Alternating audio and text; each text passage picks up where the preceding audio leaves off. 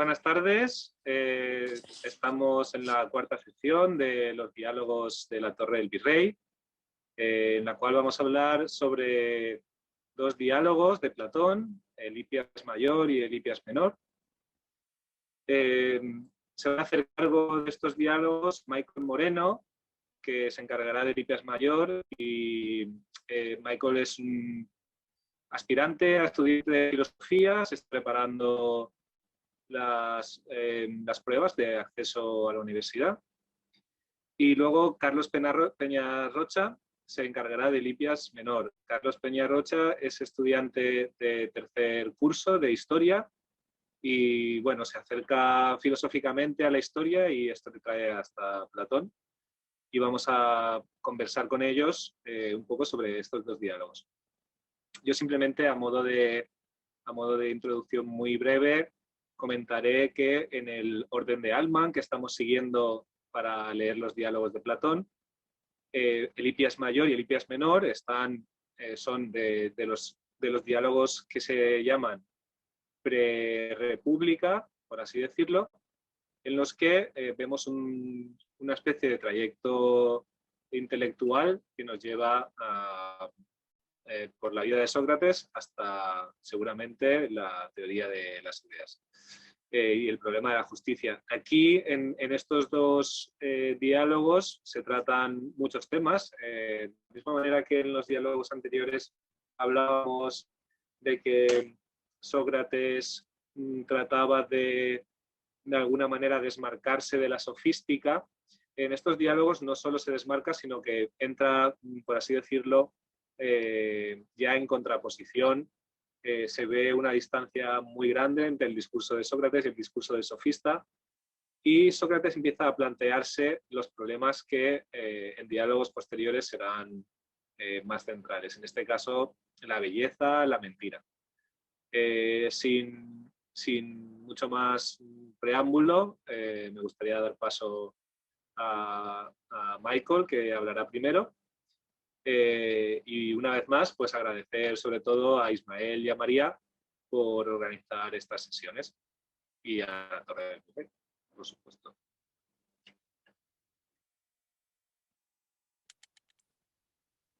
Muchas gracias, Adolfo. Vale. Para remarcar otra vez, lo vais a oír mucho, pero agradecer a la Torre del Virrey, a María,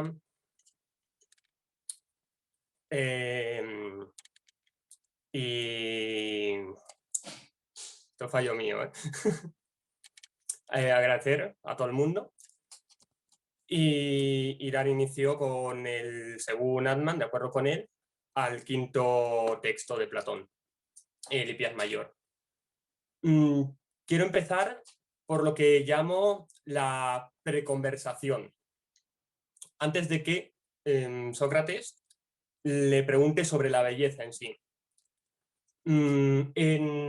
Empezando por 282b, donde Sócrates ya empieza a decir palabras como pone en tu idea mi testimonio de que dices verdad y de que en realidad vuestro arte ha progresado en lo que se refiere a ser capaces de realizar la actividad pública junto con la privada. Ha utilizado ya la palabra arte. Canon, lo vamos a traducir todo canon todo el rato. Solamente que en las traducciones hay que ponerle una forma u otra, se complica. Esto es interesante. Yo, toda esta preconversación que llamo, creo que es un toque de atención de Sócrates sobre Hipias para ver cómo responde a estas palabras complejas, abstractas. El 282d vuelve a decir, cada uno de estos de ahora saca más dinero de su saber que un artesano, sea el que sea, de su arte y más que todo Protágoras. De su arte, otra vez, utiliza una palabra abstracta, complicada, difícil de entender. Y aquí es donde yo creo que Sócrates ha conseguido el cometido. Porque Hipias, después de estar hablando un rato, en 282e comenta, no conoces lo bueno, Sócrates. No conoces lo bueno. Ya le está diciendo una palabra que a Sócrates le gusta, le interesa. Se siente cómodo seguramente en esa parte. Prosigue Sócrates 282a con muy bien Hipías. Es una gran prueba de tu sabiduría y de la sabiduría de los hombres de ahora, en comparación con los antiguos y de cuán diferentes eran estos. Sabiduría. Otra vez vuelve a decir una palabra que sabe que Hipías va a contestar. Conociéndolo, sabiendo cuál es su ego, seguramente quiera entrar dentro de esta conversación. Porque acto seguido, Hipías 284a dice, pues en las ciudades con buenas leyes, lo más apreciado es la virtud. La virtud. Aquí, conociendo los textos platónicos, sabemos que virtud es una palabra fuerte, compleja incluso.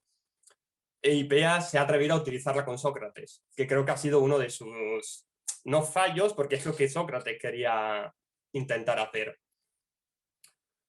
Y ya para acabar, antes de llegar a la pregunta en sí, Sócrates en 285b le dice, así pues, amigo, encontramos que los lacedonios infligen la ley y, aún más, lo hacen en asuntos de máxima importancia.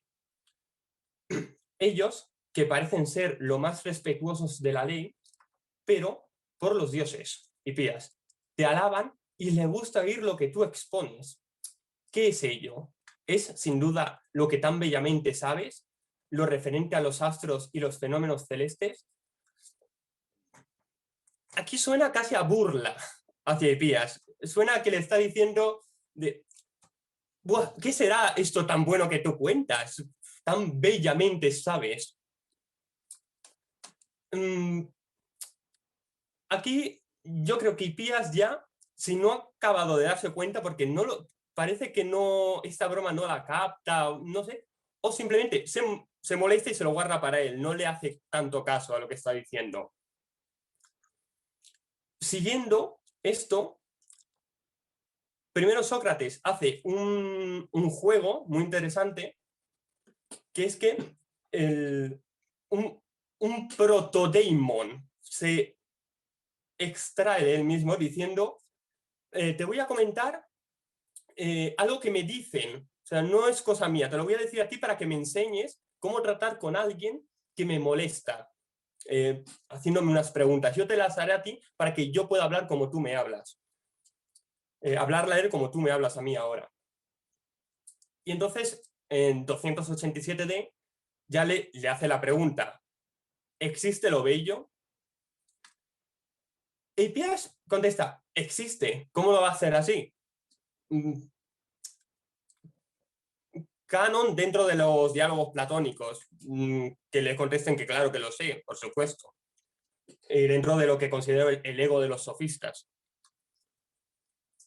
Aquí Sócrates le contesta, dirá él, dime, forastero, ¿qué es lo bello?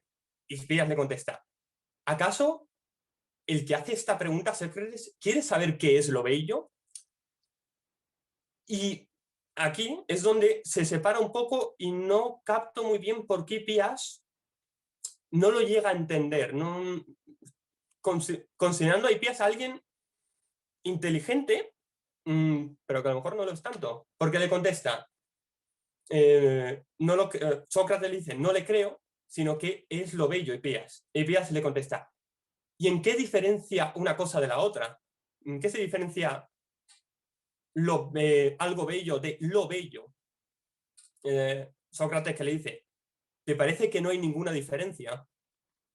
Y Hipías ciertamente no hay diferencia entre la belleza y lo bello. Aquí, en lo personal, creo que Hipías tiene un serio problema para captar los abstractos. No consigue llegar a cuando alguien le dice, dime lo bello de esto, esto es bello, y te puede decir, sí, no, eso no hay problema, pero no capta, no llega a captar nunca, en ninguna parte del diálogo, en concreto, los abstractos. Por eso también creo que cuando le hace la broma sobre si es un cuentacuentos, si lo que hace no es más que ir y charlar con los jóvenes, creo que no capta que es una broma. Los abstractos y las bromas considero que no consigue llegar a captarlas. Y esto digo, lo va a proseguir todo el diálogo. No entiende ese tipo de cosas, creo yo. Y prosiguiendo manteniendo aún la pregunta de qué es lo bello, aquí Sócrates ya creo que está muy cómodo. En 294D, Sócrates dice, no es imposible que perdón, no es imposible que lo que en realidad es bello parezca no serlo, si está presente lo que lo hace parecerlo. Uf. Creo que voy a proseguir y ahora voy a decir esto porque es interesante esta parte. Hipías le contesta, sí, es posible. Sí, es imposible. Sócrates, debemos convertir, Hipías, que a todas las cosas realmente bellas, incluso instituciones y costumbres, todos los hombres las tienen siempre como bellas y les parecen bellas. Las tienen como bellas y les parecen bellas. O bien, todo lo contrario, que no hay conocimiento sobre ello y que privadamente entre las personas y públicamente entre las ciudades hay más porfia y lucha sobre esto que sobre otra cosa. La separación entre diferenciar algo que es bello y parezca serlo. Aquí, a mí esta parte me parecía bastante interesante porque realmente el distinguir algo que podemos ver y considerar bello es donde conocemos lo bello, porque puede parecerlo y mucha gente está de acuerdo con que sea bello, pero a lo mejor toda esta gente no entiende qué es lo bello en sí, sino que la cosa puede ser bella, pero sin nosotros entenderlo, qué es lo bello. Esta parte aún se me ha complicado, hasta el último momento le he dado bastantes vueltas junto a otra, más adelante, perdón, que también es complicada, pero esta sobre algo que es bello y pueda parecer bello, aún así sin poder serlo, simplemente lo parezca. Adelantando un poco, en 298A, Sócrates dice, me parece que yo, por el deseo de conocerlo, antes de proseguir, aquí es la parte donde Sócrates le sigue preguntando sobre la belleza, qué es lo bello, y Hipías no parece que le interese ya la conversación, le está dando respuestas sin ningún tipo de trascendencia, simplemente sí, bueno, puede ser, lo que tú digas. Y antes de esto que voy a leer, de 297D, creo recordar, Hipías ya le está diciendo que le da la razón. Es verdad, Sócrates. Mejor voy a reflexionar yo también sobre lo mío y te lo podré decir mejor, pero a lo mejor tienes razón en lo que estás diciendo. Se quiere ir. Hipías simplemente quiere irse de la conversación. No le interesa estar ahí. Cosa que yo recuerde no ha pasado con otro interlocutor, no ha pasado con otra persona. Se solían quedar hasta el final sin dar demasiada resistencia, hasta que Sócrates, pues bueno, se acababa la conversación. Pero aquí Hipías fuerza a acabar la conversación.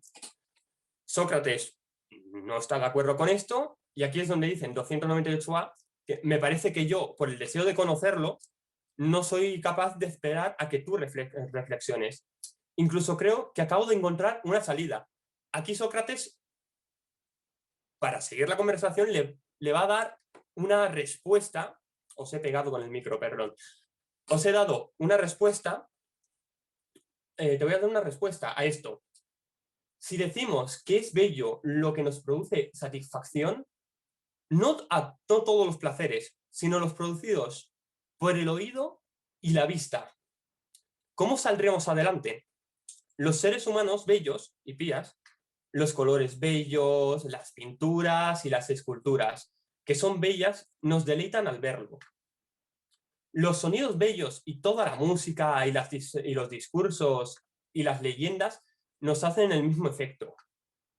De modo que si respondemos a nuestro atrevido hombre, lo bello, amigo, es lo que produce placer por medio del oído y la vista. ¿No le contendríamos en su atrevimiento? Aquí Sócrates le está dando un juego a Hipías diciéndole, podemos percibir la belleza mediante la vista y el oído. ¿Qué te parece? A lo que Hipías ya le empieza a responder que muy bien, o sea, ya está un poquito de acuerdo porque está viendo que Sócrates está llevando la iniciativa, o parece que está llevando la iniciativa. Y él ya al menos puede decirle, pues tienes razón, y empezar una conversación otra vez, y él hablándole a Sócrates. Hasta aquí es un Sócrates en varios sentidos burlesco hacia Hipías. Hipías pareciendo que no se da cuenta de esto. Incluso ha querido irse y Sócrates la ha convencido para quedarse, consiguiéndolo al final. Hipías otra vez motivado, queriendo hablar.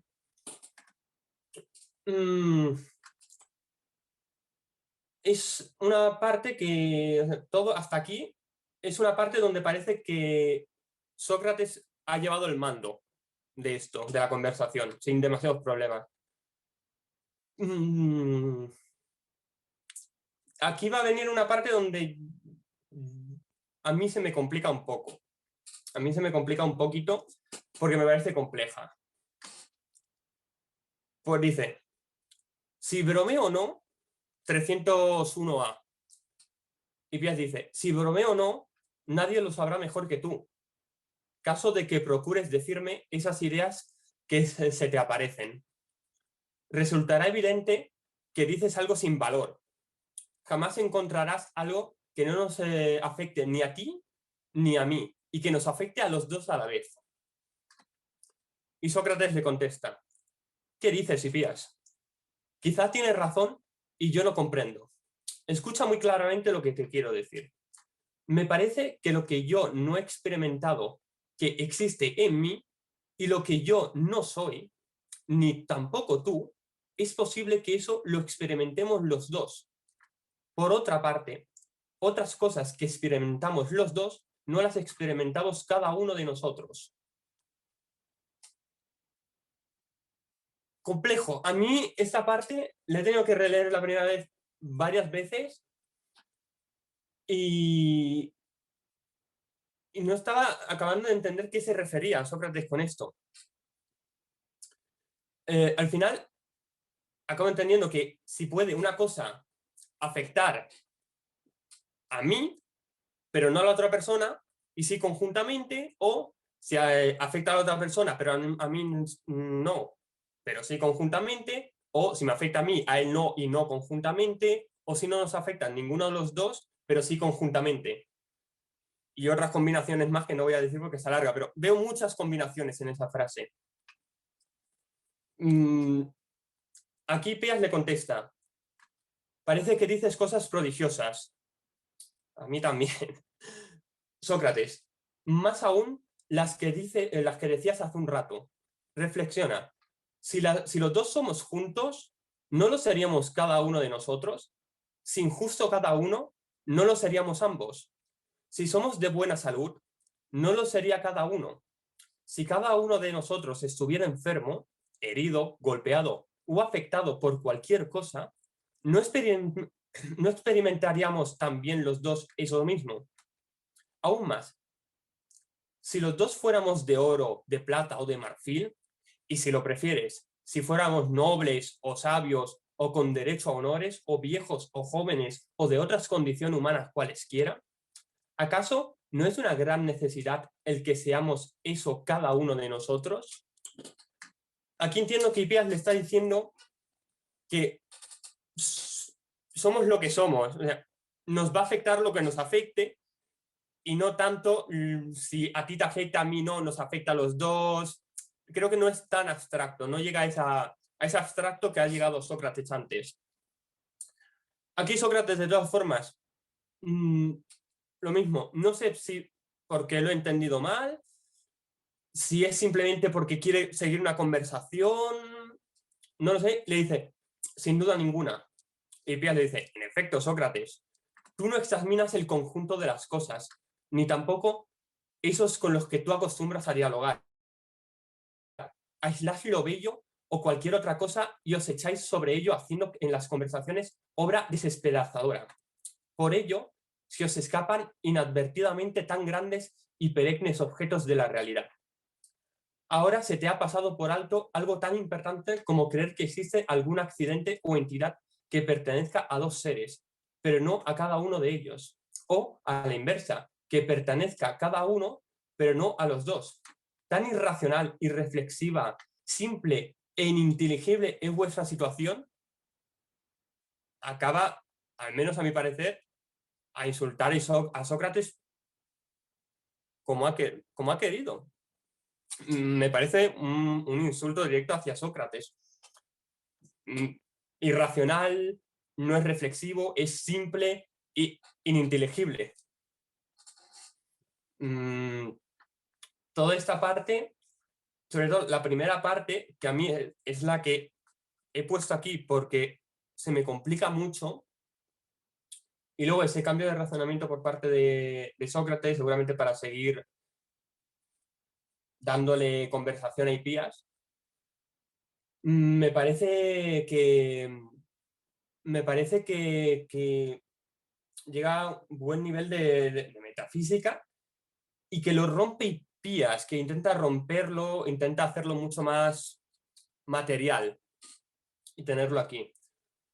No sé, aquí la pregunta que me quedo es si una cosa puede afectar a otra, pero no a ambas. Y repito, todos los conjuntos posibles, pero esta parte me parece muy interesante. Y ya la que considero, de hecho no, es la última parte del diálogo, en 304A, que esta parte es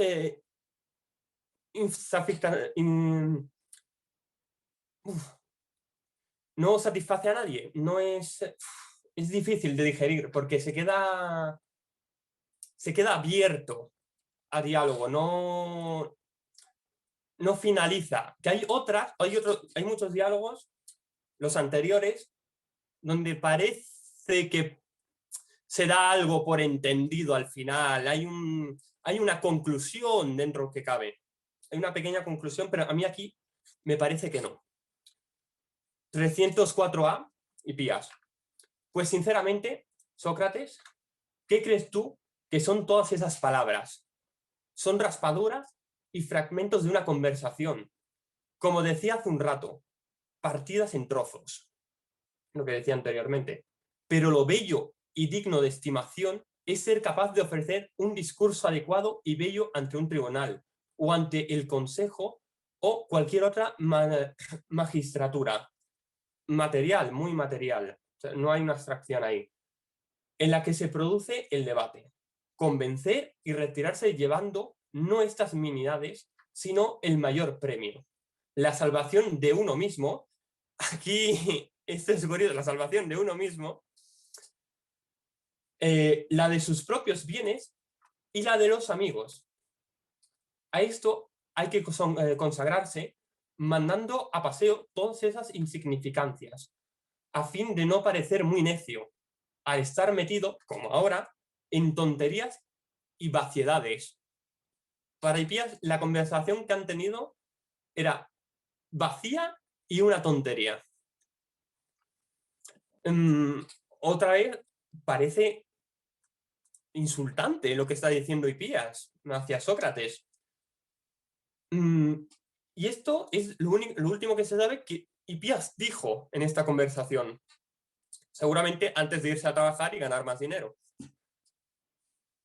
Y Sócrates, para finalizar su conversación, le responde: querido Hipías, tú eres bienaventurado porque sabes que un hombre debe ocuparse, perdón, querido Hipías, tú eres bienaventurado porque sabes en qué un hombre debe ocuparse y por qué practicas adecuadamente, según dices.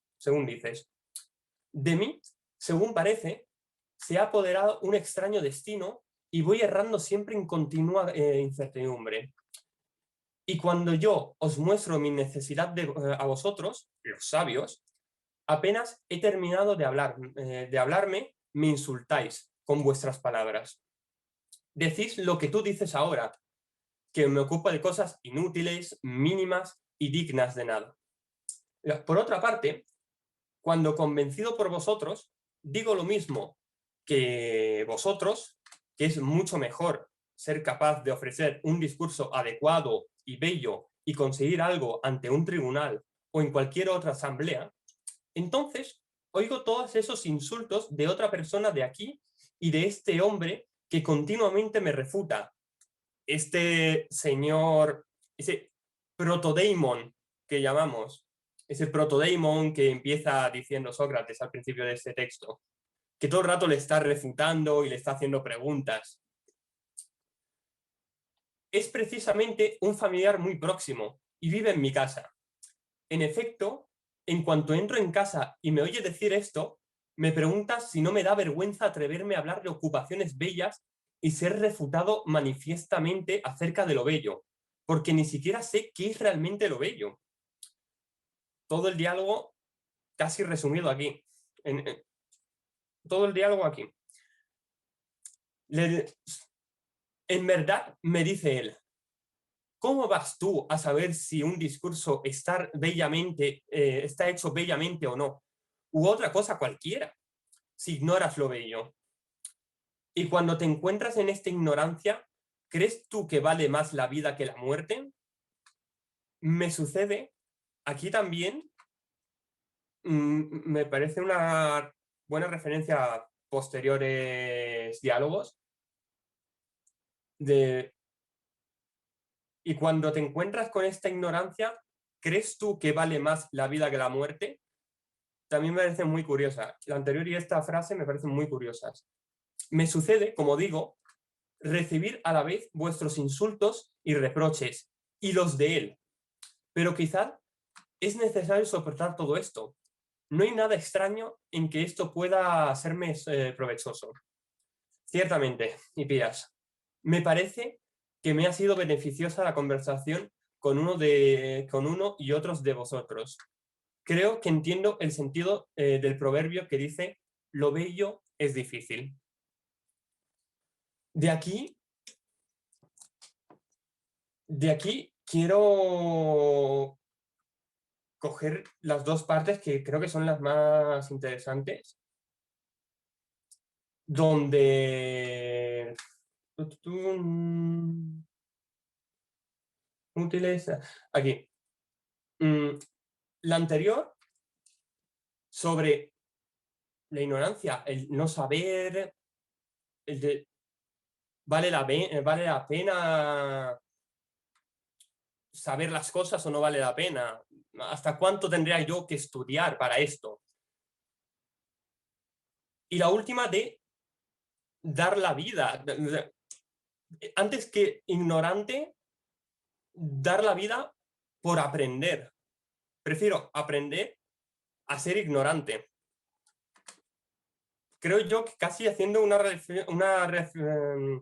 reflexión a si no me vais a dejar saber cosas, voy a acabar muriendo por no saberlas, y si yo no quiero saberlas, me voy a acabar muriendo por no saberlas, porque si no conozco la vida, ¿cómo voy a vivir en ella? A ver, y hasta aquí. Luego, Y la reflexión que sí que quería sacar de aquí, al final, es el debate de si, es lo que digo yo que está inconcluso esto. Porque Sócrates al final sí finaliza que lo bello es difícil y que las dos personas me dicen unas cosas contradictorias, que es difícil entender esto porque vosotros me dices una cosa, ese hombre me dice otras, y al final solamente siento que me están llamando ignorante todo el rato. La pregunta sería, ¿la belleza la haces tú o la belleza es en sí? Finalizarlo aquí quiero preguntas sobre esto, intentar responderla entre todos, intentar dar mi punto de vista sobre esto, de si la belleza al final se hace o es. Y para finalizar simplemente dar las gracias a todos los que estéis aquí y darle paso ahora a Carlos Peñarrocha, que prosiga él con su Hipías menor y dejar eso, las preguntas para el final y yo intentaré responder lo que sea. Muchísimas gracias.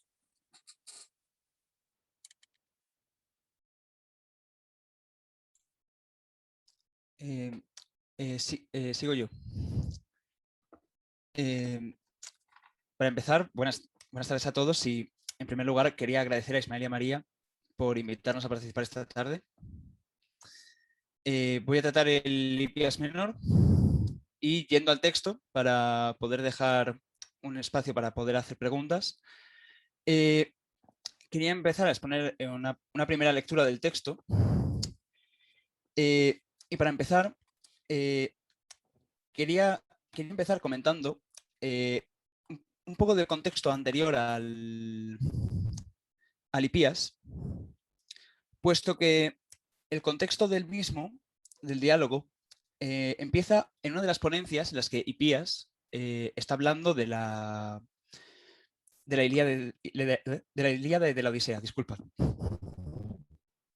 Sócrates está acompañando a Eurico, que es el estudiante ateniense de Hipías, y Sócrates parece tener una pregunta al acabar la ponencia. La pregunta parece que se la está guardando y esta es una de las cosas que vamos a tratar aquí primeramente, que es uno de esos silencios, ¿no?, de la filosofía socrática. Pero la pregunta que parece que está guardándose Sócrates es ¿quién es mejor? ¿Quién ha hecho mejor el poeta? ¿Aquiles o Odiseo?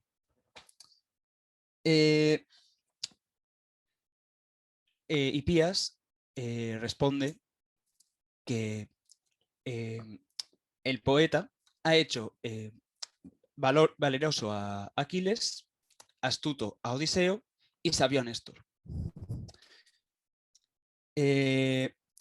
Esto es el 365C, que tenéis aquí en la guía de la conferencia, en donde parece que Sócrates no está en nada de acuerdo con la respuesta que le ha dado Hipías. De este modo, quería empezar tratando uno de los temas que tenemos en el guión, el primero de ellos, y es el de Platón como educador.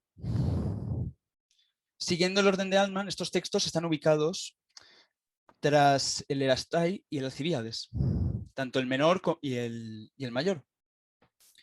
Siguiendo esto, están emparentados estos dos últimos, dado que ya no solo por su estructura, que siguen la misma estructura, dado que empiezan con un diálogo mayor y un diálogo menor. No solo eso, ambos personajes, tanto Hipías como Alcibíades, ya fueron presentados en el Protágoras anteriormente. Recordemos que el Protágoras, según la teoría de Altmann, es el primero de los temas, el primero de los diálogos y parece tener una estructura teatral. dado que se representaría con los alumnos de la academia al principio del curso, supuestamente según la teoría del profesor Altman. Por tanto, los alumnos ya conocen a Hipías. Además de este diálogo, no solo trata de Hipías, sino que además parece que también trata el tema de la Ilíada. Bueno, parece no, perdón. Trata también el tema de la Ilíada y de la Odisea. De este modo,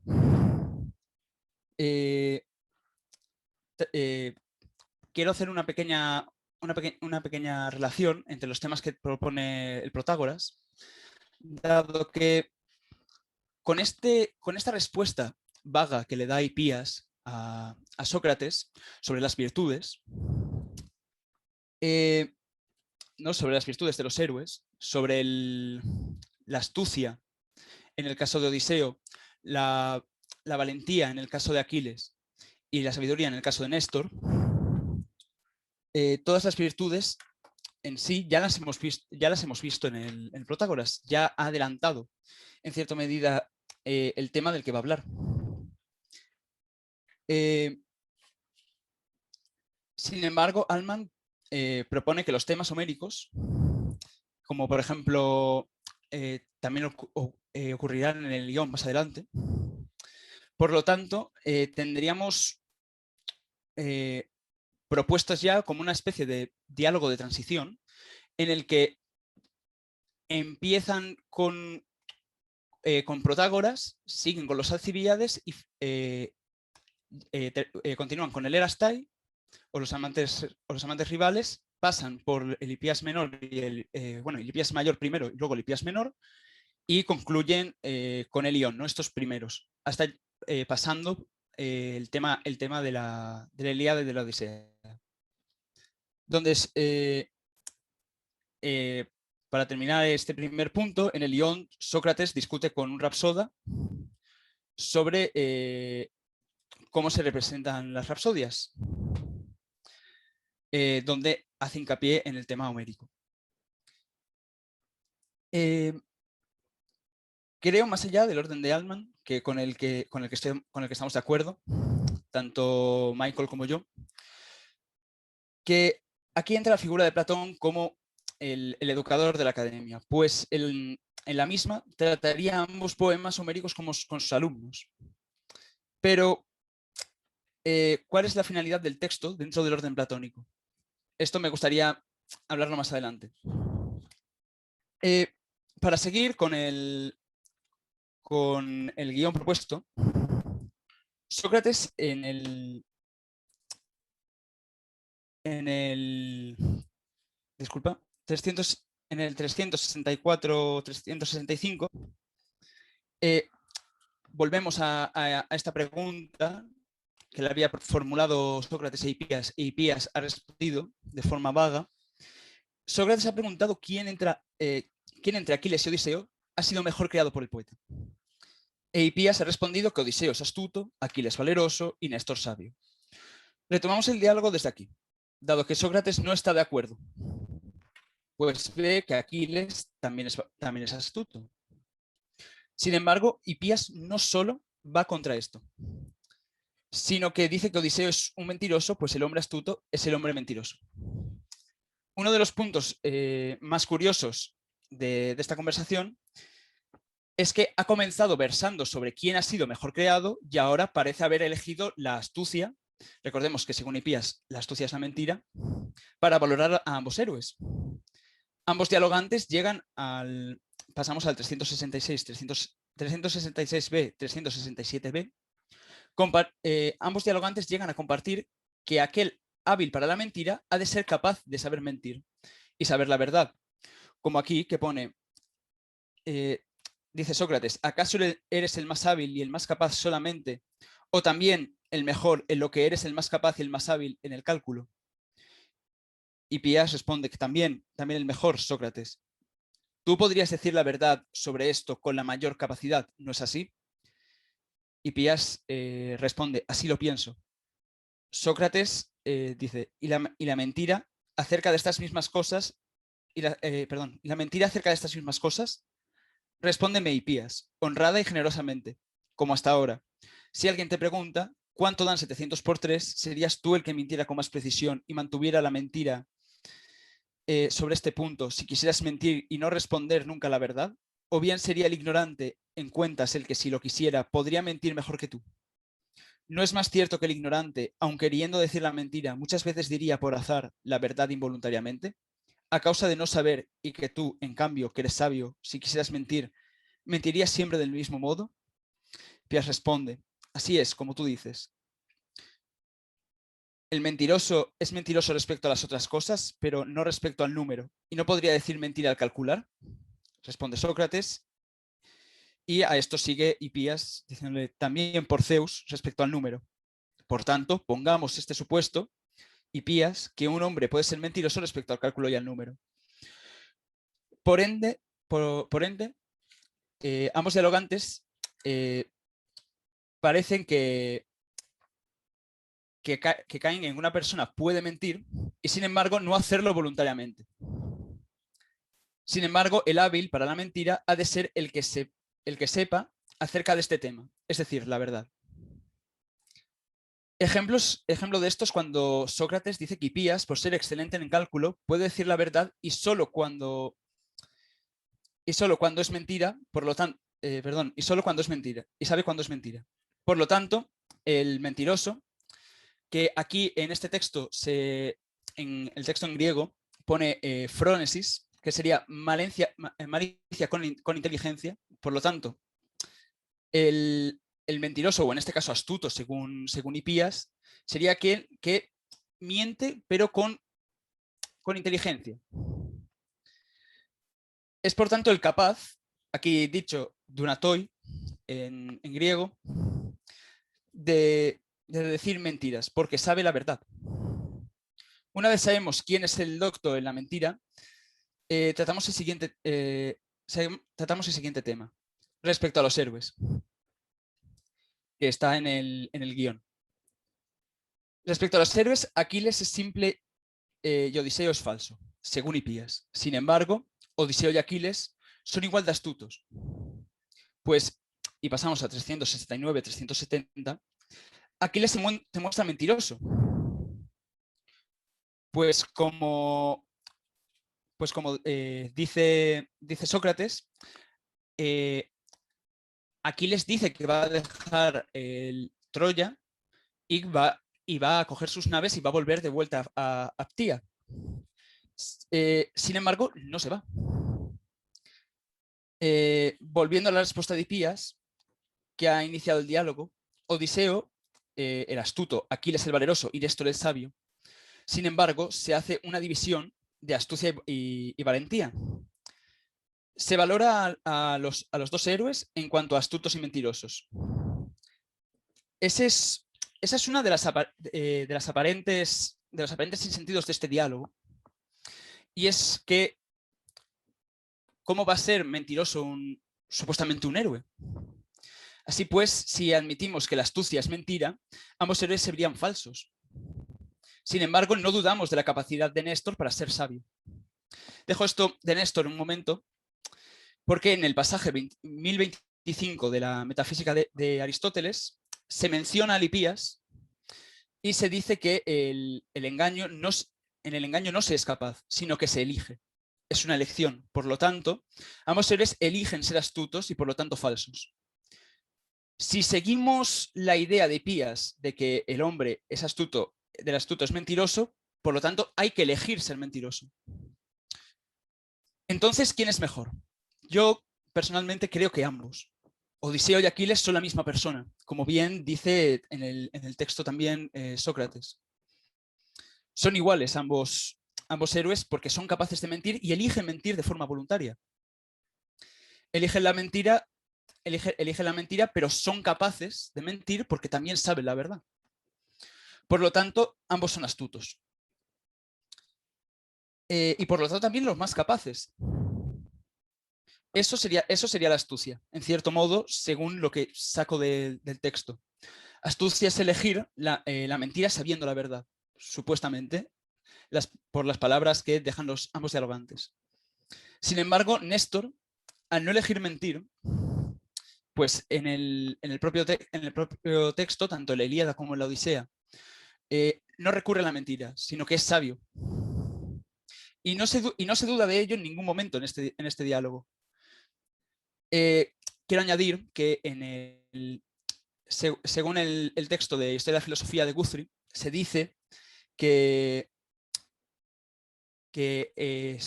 Hipías no solo va a hacer una conferencia, por así decirlo, de la Ilíada y de la Odisea, sino que va a tratar dos héroes más adelante, a Néstor y a Neoptólemo, a los que también va a comparar.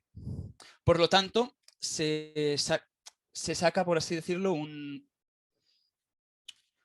una comparación de que Néstor es importante también para Hipías, puesto que es sabio. Así pues, en el canto 1 de la Ilíada o en el canto 3 de la Odisea, donde informa a Telémaco, hablar de lo que sabe sobre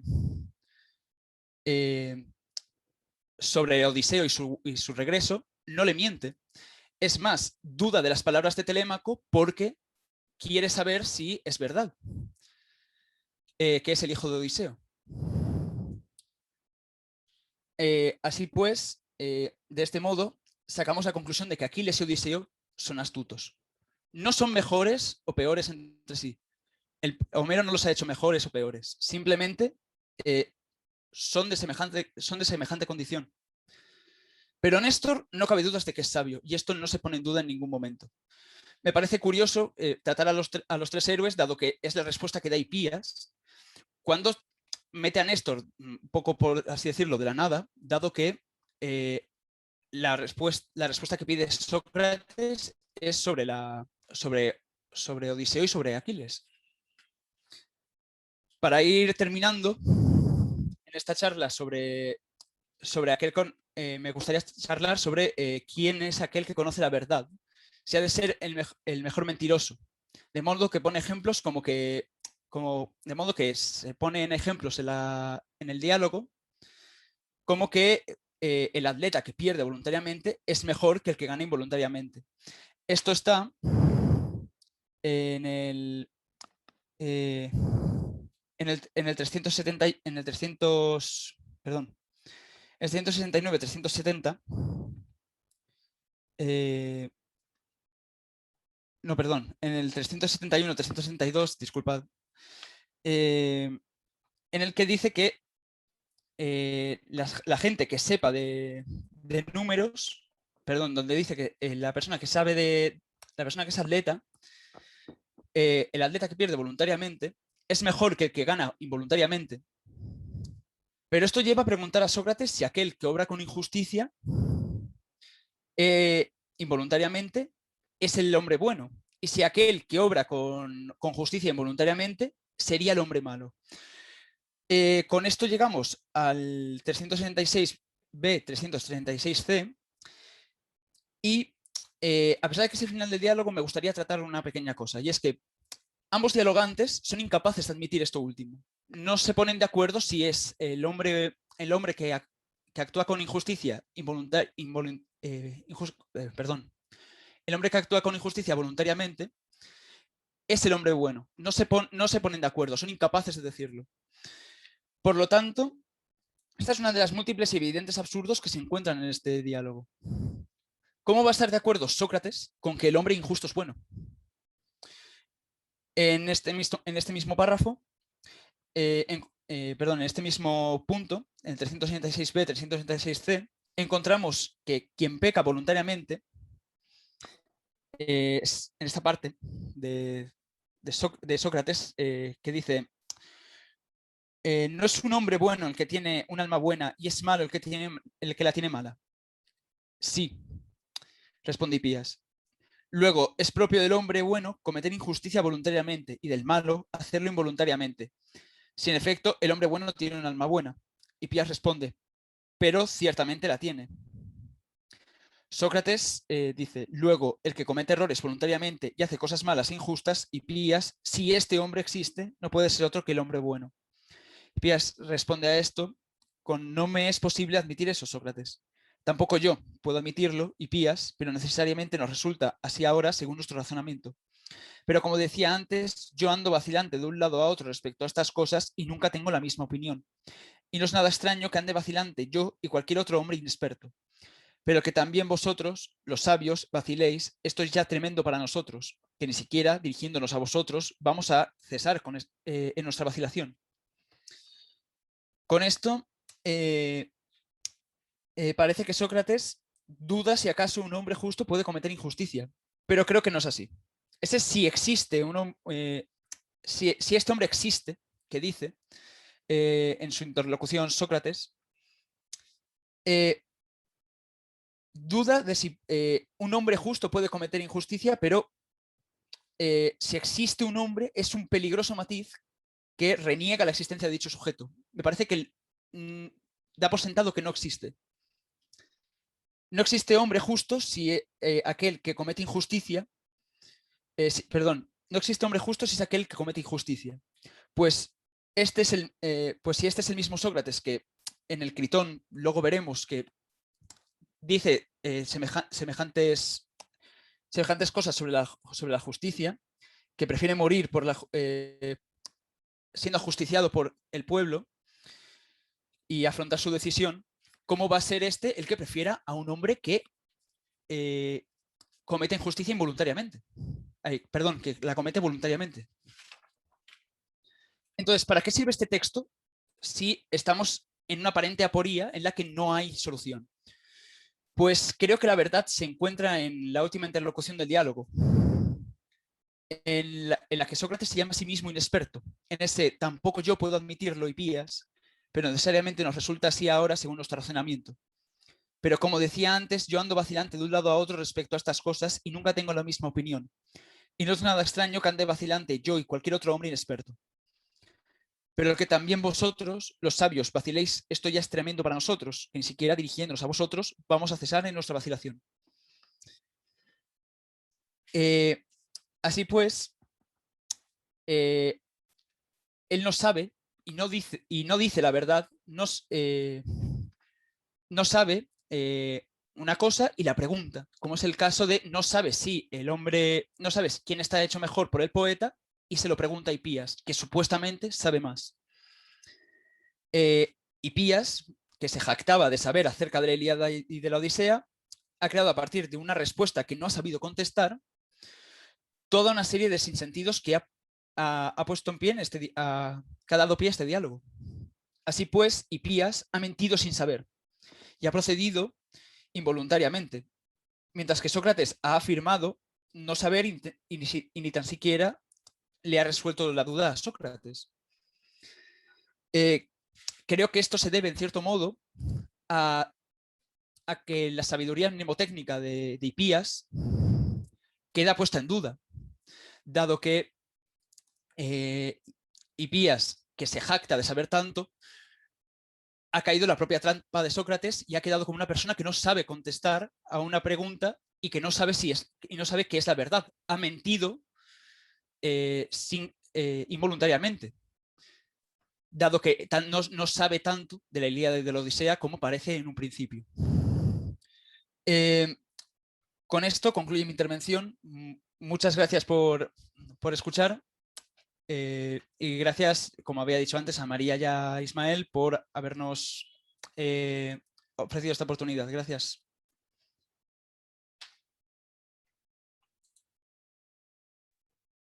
María, no sé si quieres intervenir. Bueno, a partir de ahora se abre un turno de debate que espero que sea bien vivo. Y nada, ¿alguien quiere empezar? Adolfo, te veo con la mano levantada. Adelante, cuando quieras. Vale, pues si no hay nadie que quiera hablar antes, yo simplemente comentaré un par de cosas que me han salido al paso de las intervenciones de Michael y Carlos. Empezaré con Michael, con Michael con el Hipías mayor. Claro, al oírte hablar de Hipías, en términos de que no capta lo abstracto y no capta la broma, lo primero que me ha hecho pensar que acaso Hipias no será una persona con un trastorno del espectro autista, en plan Asperger o algo así. Pero te puedo contestar esto rápido. Mi Bueno, pareja estudia psicología y sí. lo estuvimos mirando y tiene pinta que no entra tanto dentro del cuadro. A lo mejor, pero no entra dentro del cuadro del espectro autista. Era Yo una broma. me fijé. Sí. Lo parece. Sí. No, pero en cualquier caso, lo que sí que también me ha llevado a pensar, porque, claro, la diferencia entre preguntar sobre algo bello y preguntar sobre lo bello, de alguna manera permite a Sócrates indirectamente plantear cuestiones que tienen que ver con la lógica. Y eso también tiene que ver con la pregunta que te hacías tú sobre las propiedades que puede tener dos en conjunto, pero que no tiene ninguno de los dos individualmente. En el caso que pone, el ejemplo que pone Sócrates es un ejemplo matemático. Los dos en conjunto somos un par, pero ninguno de los dos por separado somos par, somos impar o individuales. Entonces, de alguna manera, eso también me lleva a pensar que el Hipias mayor se puede ver también, entre otras cosas, quizás no la parte más importante, pero como una especie de introducción a la lógica, o una especie de tratado introductorio a la lógica, porque ahí es el primer diálogo en el que realmente este juego de preguntas y respuestas de Sócrates, que tiene lugar en todos los diálogos, toma un cariz mucho más de una precisión mucho mayor. Se preocupa por decir, vale, no, pero esto nos lleva a una refutación. Esto puedes entenderlo de así, así o así. Si lo entiendes así, llegamos aquí y está mal. Si lo entiendes así, llegamos aquí y está mal. Si lo entiendes así, llegamos aquí y no sé qué. Entonces, es una especie de pequeño tratado de lógica, lo cual también tiene que ver, y parece que sea casualidad, pero en el fondo no debe serlo tanto. Me lleva a una cuestión wittgensteiniana también. Y de alguna manera eso hace que esta sesión sea también una continuación de la última sesión que tuvimos de Filópolis, en la que estuvimos hablando sobre Wittgenstein. Porque claro, por así decirlo, de una manera ingenuamente wittgensteiniana, a alguien le podría contestar a Sócrates, pero Sócrates, si me preguntas por lo bello y no por alguna cosa bella, en realidad lo que no te estás dando cuenta es que estás intentando usar la palabra bello de una manera que no se usa. Estás no entendiendo las reglas de uso de la palabra bello. Estás preguntándome por lo bello cuando lo bello no es un sustantivo, por así decirlo, sino que es un adjetivo, y las reglas de uso de lo bello tienen que ver con que al niño, cuando se le educa, se le dice, pues esto es bello, como sustitución de otro tipo de expresiones que tienen que ver con esto está bien, o es bueno, o eso es lo que tienes que hacer, o es lo que decimos de alguien cuando hace determinadas cosas para, de alguna manera, premiar ese comportamiento, y cuando decimos que es feo estamos diciendo que eso no se hace, etcétera, etcétera. Pero claro, decía ingenuamente wittgensteiniano porque lo que está haciendo Platón a través de este diálogo es decir, vale, sí, pero si nos preguntamos por las reglas de uso de lo bello hasta el final, o bien tenemos que concluir que lo bello no existe, y entonces ¿de qué estamos hablando? O bien tenemos que preguntarlos por las conexiones lógicas de ese término, o incluso gramaticales. Esto es un breve comentario simplemente para que salgan más temas ahora. Esto por respecto al Hipias mayor, y muy rápidamente comento lo del Hipias menor y ya vosotros respondéis como queráis. la cuestión de la superioridad del mentiroso con respecto a... del mentiroso porque es sabio con respecto al que miente involuntariamente porque no sabe, a mí se me hace problemática porque, claro, siempre que me encuentro con cuestiones de estas, me acuerdo de la cosa esta del elemento basanístico en los textos de Platón, que siempre estamos hablando, ¿no? Tenemos que leer los textos con cuidado porque podemos caer en trampas que nos ponen y nunca sabes, muchas veces el texto te está llevando por un camino y nunca sabes si de repente hay una trampa y no la has visto. Yo creo que aquí hay una trampa. Me da la sensación de que hay una trampa, porque evidentemente, como al final del texto pone de manifiesto, no se puede aceptar que el hombre que comete injusticias voluntariamente, perdón, iba a decir voluntariamente, el hombre que comete injusticias voluntariamente sea el hombre bueno. Eso no se puede aceptar.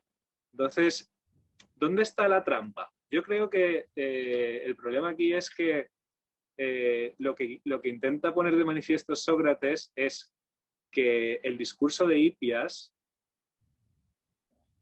en el que distingue la simpleza de la astucia, nos lleva a ese callejón sin salida porque no contempla la necesidad de que la sabiduría sea al mismo tiempo justicia y virtud. Si la sabiduría es al mismo tiempo justicia y virtud, que es un tipo de consideración que saldrá en otros textos posteriores, entonces nunca es posible que el sabio pueda mentir voluntariamente. El sabio no puede mentir. ¿Tiene la capacidad? Sí, pero no puede mentir, porque si miente entonces no es sabio. Yo creo que aquí este texto nos pone este tipo de trampa, o al menos esa es la sensación que me da a mí. Y ya está, y nada. Muchas gracias por vuestro trabajo, la verdad. Lo habéis hecho muy bien.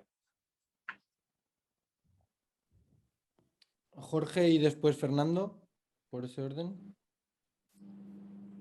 De acuerdo, para no perder mucho, me ha surgido ahora lo que ha dicho Adolfo, un poco, yo estaba pensando en la arete, cómo traducimos ahí arete, ¿no? Si es como virtud o como algo más, el problema de la traducción. Yo vengo de la historia, pero siempre tenemos estos problemas con las traducciones y podíamos reflexionar sobre eso. Y sobre la última parte de la intervención de Daniel, ha sido, si no me equivoco, ha hecho referencia, lo tengo aquí, a cómo Hipias se basaba, como que personificaba la memoria mnemotécnica, habéis referido a eso, pero realmente el que hace un uso de memoria mnemotécnica es Sócrates, o sea, casi al final de los diálogos, quien en el 371A, la tercera, la quinta intervención, que es realmente una parrafada que hace un uso de este tipo de memoria, ¿no? Yo ahí me ha sorprendido, porque claro, cuando lees la Odisea o lees la Ilíada, pues obviamente te quedas con muchas cosas, con muchos epítetos, y hay cosas que son fáciles de recordar, pero claro, hacer este discurso entre una pregunta y otra, realmente quien ha demostrado que tiene una mejor memoria, digamos, mnemotécnica desde este punto de vista, creo yo, ¿no? De recordar el contenido tal cual y poder soltarlo en cualquier momento es Sócrates, no Hipias. Y justamente con otra de las cosas que han salido, con lo del sabio contra el ignorante, ¿no? Estoy un poco en la línea esta que ha dicho Adolfo, lo del sabio, si es sabio no puede mentir. Pero me ha recordado también, y simplemente citarlo, aquella vieja frase de que el ignorante como el reloj roto que puede acertar 2 veces al día, aunque sea por pura chiripa. Me ha recordado un poco a esto. Y lo del elemento basanístico, la verdad es que me gustaría tratarlo en otro momento. La verdad es que ahí me habéis pillado un poco desactualizado en vuestras conferencias, pero es sobre todo eso, sobre el tema del tipo de memoria y quién hace uso de qué en qué momento. Y era eso, Carlos.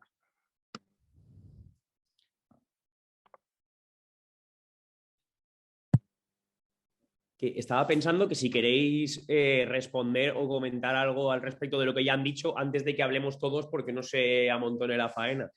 Vale. Vale, pues si quiere responder primero Michael a las preguntas del Lipias mayor y yo en un momento empieza respondo tú, las del Ya menor. trabajo, Carlos. Empiezo yo y así luego Vale. ya te lo dejo a ti. Vale. Vale, lo único que tengo yo es sobre Adolfo. De todas formas, me lo estaba apuntando todo por si acaso. Al final acabamos en un problema de la filosofía del lenguaje. Es que, claro, es un adjetivo bello, que la belleza, lo bello. Es que es complicado cómo queremos entender la belleza, lo bello. Sócrates muchas veces, pero también será por la traducción, claro. Ahora no tenía en cuenta eso. Que dice lo bello en vez de la belleza. Ahí, lenguaje, vaya, siempre el lenguaje. Siempre tiene la culpa lo mismo. Pero estoy bastante de acuerdo, quiero decir, con Adolfo estoy bastante de acuerdo. Es que es un problema de lenguaje y solucionarlo con propio lenguaje es un fallo. Me gusta más la perspectiva de Sócrates, de al final, me va a insultar uno y me va a insultar el otro. O sea, me insulto yo mismo con querer entender cosas y luego vosotros me vais a insultar por decirme de piensas cosas que no tienen valor. Es difícil, porque aquí, opinión personal. Quitando ya de que sea un concepto abstracto, que puede ser un adjetivo, que adjetivo al final es cuando se lo estás dando, que es, eso es bello, que es, me parece más que es lo que hace Hitías, que Sócrates. Sócrates quiere saber qué es lo bello, qué es la belleza en sí, qué es lo bello en sí. O sea, no tanto el... Es que el que lo utiliza como adjetivo al final es Hitías, no Sócrates. Y tiene que haber, según yo, una belleza, tiene que haber algo objetivo de belleza. Luego que nosotros podamos verlo o no, es cuestión de perspectiva y a lo mejor de estudiar la belleza, de con cierta fórmula captarla. Pero de hecho, al ser algo abstracto es tan complejo. En filosofía del lenguaje, muy difícil. Pero buena pregunta, muy buena pregunta. Carlos, para ti. Vale, pues yo quería responder primero a Adolfo, y es que yo también creo que el sabio no debe mentir, pero creo que en este texto creo que sí que hay un, ¿cómo decirlo? Hay una especie de idea de que como que el sabio no es astuto, ¿no? Y eso creo que hace diferenciar ambos polos, ¿no? El astuto sí que puede mentir, ¿no? Odiseo puede mentir, ¿no? Porque es capaz de hacerlo. Sabe la verdad y por lo tanto puede mentir. Puede elegir la mentira en ese momento, ¿no? Es algo electivo, como habíamos dicho. Pero el sabio sí que no puede mentir. Y por eso me parece que la puesta en escena de... Bueno, cuando ponen en escena a Néstor, creo que es ese momento el por qué lo ponen. Porque Néstor no miente a lo largo de la Ilíada y de la Odisea. Pero sí que vemos a Aquiles haciendo una mentira, ¿no? Dice que se va a ir de Troya y no se va. Sino que encima combate contra los troyanos más tarde. Y encima Odiseo también. Odiseo lo vemos mentir a lo largo de toda la Odisea y gran parte de la Ilíada. Y yo estoy contigo, por eso le dan ese matiz de sabio a Néstor, porque es sabio. Por eso Sócrates no lo pone en duda en ningún momento. Pone en duda la simpleza de Aquiles. No sé si esto responde a tu pregunta. Y respecto a lo que había dicho Jorge, es verdad que yo no había caído en que, claro, hace claramente un ejercicio de mnemotecnia brutal. Claro, esto yo no había caído, pero claro, no sabría qué responderte en este caso, porque es verdad que la parrafada que suelta es más digna de la mnemotecnia que de esas preguntas que va lanzando Sócrates a su interlocutor. Entonces, me ha dejado un poco desmontado, la verdad es que sí. No sé si alguien más quiere decir una pregunta. Bueno, Fernando y María quieren. No sé si tenéis algo que decir, Jorge y Adolfo. A mí, bueno, No, sí. pero Bueno, sí, sí. simplemente Responde. que me quedo conforme con vuestras respuestas. Sí, sí. Pues yo en primer lugar, gracias por vuestro trabajo y vuestra charla. Creo que ha sido muy interesante y creo que estos diálogos, bueno, creo que todos los diálogos, pero especialmente estos tienen mucha tela que cortar porque comentando, respondiendo primero a Jorge, lo que Adolfo ha llamado el elemento basanístico es una de las claves que propone Allman para entender los diálogos, que consiste en que Platón o a través de Sócrates, bueno, en realidad en cualquier disposición, lo que llama dramática, a través de lo que ocurre en los diálogos, propone trampas o dispone trampas para ver si el estudiante ha entendido o no ha entendido lo que había que entender, ¿no? Creo que el problema al que tú has hecho referencia en relación con la memoria es uno de ellos, como también lo es lo que comentaba Adolfo de si lo que dice Sócrates, si está mintiendo Sócrates, ¿no? Cuando está diciendo que es bueno quien miente a propósito, ¿no? Y lo digo por lo siguiente, por hablar en un sentido general de ambos diálogos, creo que la clave de ambos, o sea, empezando por el mayor, el problema fundamental no es qué es lo bello, entiendo, quiero decir, no es la belleza, sino qué pasa con el conocimiento de lo bello. Quiero decir, creo que lo que hay en juego fundamentalmente es en qué medida Hipias, que dice conocer lo bello, lo conoce. Y en ese sentido, el propósito del diálogo no sería tanto dilucidar qué es lo bello, que también, esto más directamente, pero más indirectamente, pero creo que en el fondo, más realmente, lo que se quiere es desenmascarar a Hipias. Y en uno de los pasajes, de hecho, clave, creo, del diálogo, que creo que es 296a, si no recuerdo mal, lo que dice Sócrates es, bueno, entonces lo bueno o lo bello es el poder, ¿no? Y dice, porque dice Hipias, sí, esto se ve especialmente en la política. Y entonces le dice Sócrates, y por eso valoramos tanto el saber, ¿no? Quiero decir, que lo que está queriendo hacer en última instancia, o lo que quiere poner de manifiesto Sócrates, es que lo que quiere Hipias diciendo que sabe es poder, en última instancia. Y aquí creo que hay una burla tremenda de Platón acerca de cómo Atenas interpretó a Homero en muchos sentidos. El primero, por ejemplo, sería el de la memoria, ¿no? Como has comentado tú.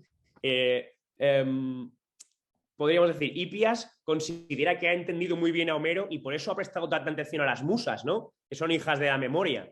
Pero lo que está poniendo de manifiesto Sócrates es, bueno, eso no es lo más importante de Homero, ¿no? Es decir, las musas juegan un papel importante, pero de lo que va no es de convertirte en el friki de la memoria, de lo que va no es de entrar en el libro Guinness de los récords, va de otra cosa, ¿no? Igual que algo que siempre me llama mucho la atención, que es el hecho de Sócrates jurando por el perro. Y creo que esto es una burla en dos sentidos fundamentalmente. Uno, primero, el hecho de que el papel que está asumiendo él es el de Argos, que es aquel, como recordaréis, es el perro de Ulises, es el único a quien Ulises no puede mentir, ¿no? Entonces, Sócrates creo que lo que está planteando aquí es, bueno, si Hipias, tú o los sofistas en general os habéis arrogado el papel de Ulises, yo soy el único, o yo estoy jurando por el perro para deciros que, o para mostrar que soy el único al que no podéis engañar. A mí no me engañan vuestros atuendos de viejo, de extranjero, como queramos, ¿no? Que de hecho, si el primer diálogo en el orden dramático fuese las leyes, podríamos entender que ese extranjero, ese viejo extranjero ateniense, puede ser Ulises. Pero bueno, creo que estoy yendo de madre en este sentido, pero el caso. La segunda burla, en este sentido concreto de lo que creo que está ocurriendo en estos diálogos, es que jura por el perro no solo porque asume el papel de Argos, sino para burlarse de la máxima de Protágoras, ¿no? Que dice que el hombre o el ser humano es la medida de todas las cosas. Pues sí, el ser humano es la medida de todas las cosas, quizá para hacer las cosas bien tengamos que asumir la posición del perro, ¿no? Pero quiero decir, en este sentido, fundamentalmente creo que el problema del Hipias mayor es desenmascarar a Hipias. ¿Qué está pasando con Hipias? ¿Qué es lo que dice o qué es lo que quiere decir o qué es lo que quiere cuando dice que sabe? Y esto creo que pasa especialmente o de una forma especialmente enrevesada en el Hipias menor, porque lo que está pasando ahí, como decíamos antes, es que Éudico en realidad, decíamos, ¿quién es Éudico? ¿Por qué pide a Sócrates que hable, no? En realidad lo que está ocurriendo ahí más o menos es una vuelta a la representación de la relación entre Aquiles y Ulises. ¿Qué está pasando ahí? ¿Quién es quién? ¿No? Porque de hecho, como decíamos, puede considerarse un elemento basanístico, pero parece que Sócrates está mintiendo y decimos, ¿en qué sentido está mintiendo Sócrates? ¿No? Creo que por un lado, o quizá el sentido más general o más claro, es que está, entre comillas, mintiendo en un primer momento para demostrar que en el fondo, de nuevo, Hipias no sabe. Dice saber, pero no sabe, ¿no? Que es lo que la mofa que tiene en último lugar, ¿no? Dice, bueno, que no sepa yo, que digo que no sé, pero que no sepas tú, que dices que sabes, ¿no? Este es uno de los principales problemas. Creo que otro de los principales problemas del Hipias menor está anticipado en el Hipias mayor, que es al respecto de, bueno, ¿y qué es lo bello? ¿Lo que parece bello o lo que lo es en realidad, ¿no? Y aquí creo que sí que está poniéndose en marcha el juego de cómo de mal ha podido entender Hipias la Ilíada y la Odisea, ¿no? ¿Cómo de mal ha podido entender a Homero? ¿Qué pasa allí en realidad, no? Porque va de esto, ¿lo has entendido solo en las apariencias? ¿Has escuchado la palabra musas en Homero y te has puesto a venerar la memoria? ¿Qué está pasando aquí en última instancia, no? ¿Y quién es Aquiles? ¿Y qué está pasando con esto? Porque Sócrates también juega una trampa importante. Y dice, no, Aquiles está mintiendo cuando dice una cosa u otra. Y en realidad se está pasando por alto, creo deliberadamente también, el hecho de que entre lo que dice Aquiles y cuando vuelve a pelear ocurre una clave muy importante que es la muerte de Patroclo, que es el motivo que le lleva a... Es decir, en el momento en el que lo dice no está mintiendo, es lo que piensa hacer. Después Patroclo le imita y él vuelve a luchar. O sea, le imita, muere y vuelve a luchar. Aquí hay un problema también, creo, en relación con la educación que puede proporcionar cada uno de ellos. Y creo que es lo que Platón o Sócrates tienen más en mente cuando discuten a Homero o a sus personajes. Que es el problema era el libro de texto de los chavales en Grecia, ¿no? Entonces, en ese sentido, el problema es, ¿hemos entendido bien a Homero? Creo que uno de los problemas fundamentales es ese. Lo que plantea Sócrates o lo que plantea Platón a través de Sócrates es, ¿hemos entendido bien a Homero? ¿Hemos leído bien a Homero? Si Atenas se supone que es una ciudad que se ha convertido en lo que es a partir de la era Homero, ¿hemos entendido bien a Homero? Porque quizá lo que hay en Homero es una gran crítica a la figura de Ulises, por ejemplo, ¿no? Si en última instancia Ulises es quien proporciona la idea del caballo de Troya, que por cierto hay referencias al caballo y al perro en los dos textos, ¿no es en última instancia el asesino de Aquiles? Quiero decir, si ha proporcionado, si Agamenón necesitaba a Aquiles porque Aquiles era la clave, por decirlo así, para ganar la guerra, ¿no está asesinándolo indirectamente Ulises cuando dice, bueno, no necesitamos a Aquiles, tengo aquí un invento, ¿no? Que anticipa la tecnología, podríamos decir, ¿no? Hay mucha tela que cortar, no quiero tampoco extenderme más, pero creo que fundamentalmente, por resumirlo de alguna manera, la clave o los dos problemas que veo más claramente en los textos son estos. ¿Qué quiere? O sea, desenmascarar a Hipias es una clave y de paso burlarse de Protágoras diciendo que el perro es la medida de todas las cosas según Sócrates, ¿no? Según el tribunal al que hace referencia en el Hipias mayor. Dice, porque dice, hay un amigo que me ha dicho, o un conocido me ha dicho no sé qué, pero vemos en un momento, se revela quién es ese amigo, que es, ¿quién dice él? Dice, es Sócrates, el hijo de Sofronisco, ¿no? Dice, yo no quiero... dice, bueno, si dijésemos esto igual pasaría, ¿no? Alguien nos enteraría. Y dice Hipias, pues déjalo pasar. Y él dice, no, pero no se le pasaría a quien más me importa que me juzgue, que es Sócrates, el hijo de Sofronisco, ¿no? Pero en última instancia esto, lo que digo, por un lado, desenmascarar el problema de Hipias y, en segundo lugar, desenmascarar el problema de la mala interpretación de la Ilíada y la Odisea, ¿no? Vale, pues si quiere contestar Michael igual que antes y así vamos primero el Hipias mayor y luego el Hipias menor.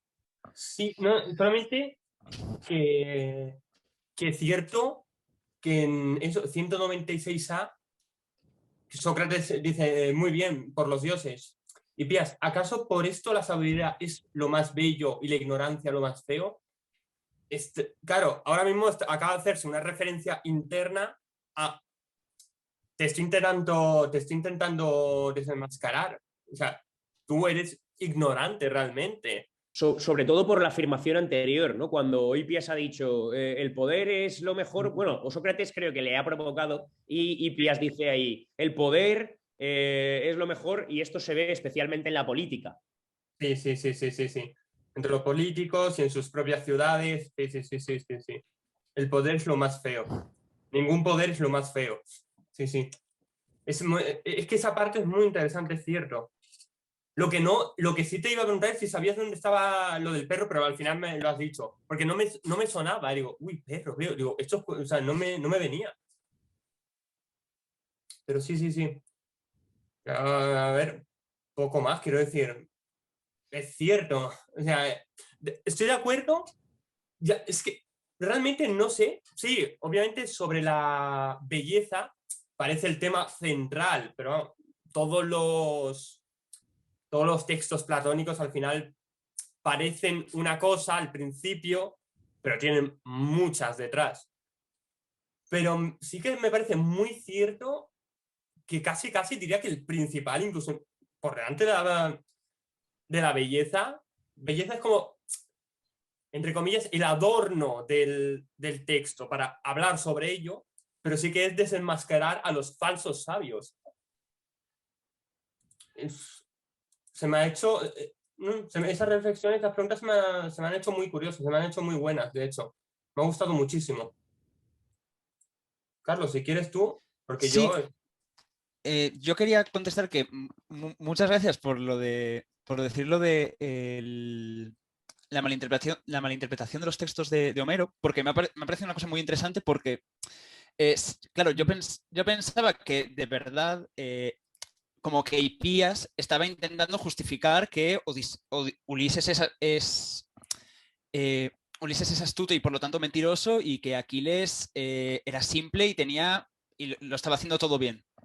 No mentía, ¿no? Es la simpleza y la valentía. Pero, claro, puede ser que no venga de una mala interpretación de los personajes, sino una mala interpretación del propio texto en sí, ¿no? Porque es verdad que se habla de que no abandona Troya, como decía, que iba a coger las negras naves, se iba a ir de Eftia, se iba a ir a Eftia, pero no, es verdad que entre medias ocurre lo de la muerte de Patroclo, que finalmente coge las armas de Aquiles. Y es verdad que no lo había pensado y sí que, claro, sí que creo que en verdad ahí también está haciendo una pequeña reflexión, ¿no? De que ni siquiera puede ser, ¿no? Que no se acuerde de eso y que sea con un problema mnemotécnico. No me quiero aventurar porque no lo sé del todo. Es una concepción rápida, pero sí que me ha parecido muy interesante. Gracias por la pregunta.